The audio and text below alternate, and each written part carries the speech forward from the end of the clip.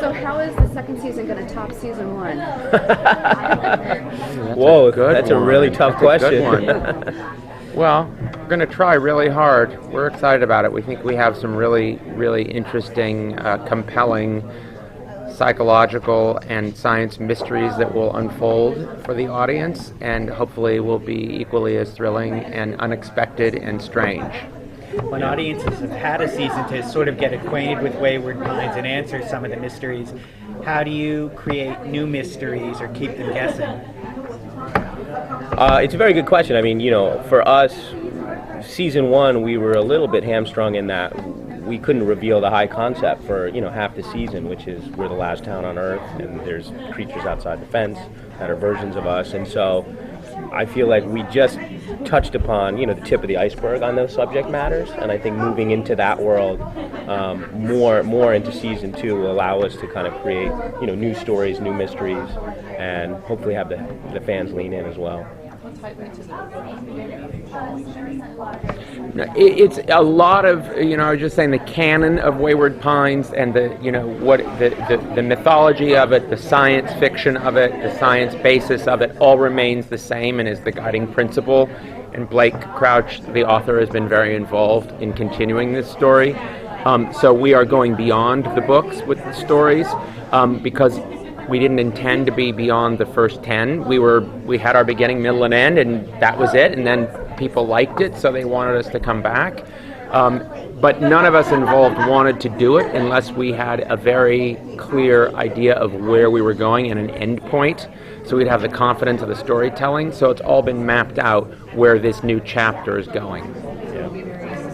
Like True Detective and the others, where it's kind of, here's your series, and then we might refresh characters, here's another series, because you've got it mapped out, or are you going to leave? But it's a lot of continuity coming from the first season. Season two is actually a continuation of season one. Many of the same characters. But as you know, we have the ability to introduce any new character at any point.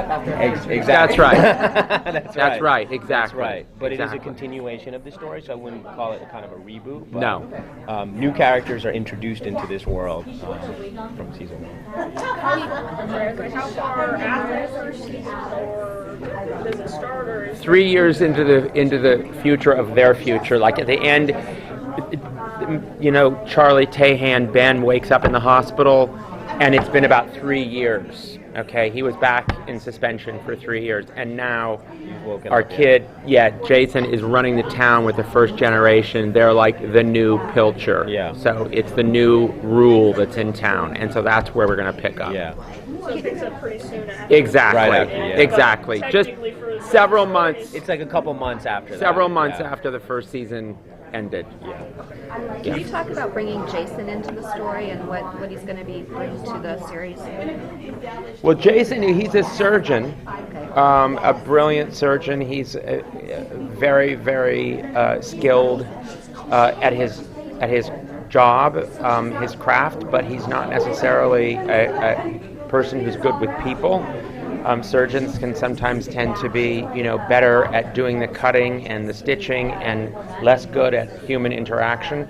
He is brought into the world because his special skills are needed desperately in a situation that will open the first season, the first episode of Wayward Pines this season, and then we will start to see him being confronted by a lot of human issues and human things that he cannot avoid in this world. So that's going to be part of the fun of watching how his character has to change and grow. Yeah, it's a very powerful character to be a doctor kind of in the last town on Earth, when you're trying to preserve humanity, and his realization of that and what it means to the character. Talk about a God complex. Yeah, and a story. So it was really interesting.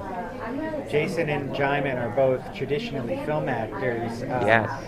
How do you keep attracting film actors to the show? Is it this time on the strength of the first season? Yes. It's definitely that, and it's definitely that, we have a lot of quality talent involved already, both on the acting front. Actors love to work with other brilliant actors, so we had handcrafted this incredibly talented cast of some were leading men and women, and some were great character people, but they were all actors, so the actors, feel that's very appealing to them. They feel in good hands that way, and we chose interesting filmmakers. Obviously, Night was the leading light of that, and they want to. We very specifically try to bring in directors who also are new to this form and bring something original and creative to it. And I think that's also an attraction for them, and knowing where the story's going. And I think the kind of event series model where it's 10 episodes, as opposed to the traditional 6-year deal where they feel like they're signing their life away. So they have comfort in a specific storyline. Is there anything that Blake has said that has affected maybe a story you wanted to tell, but based on what his input?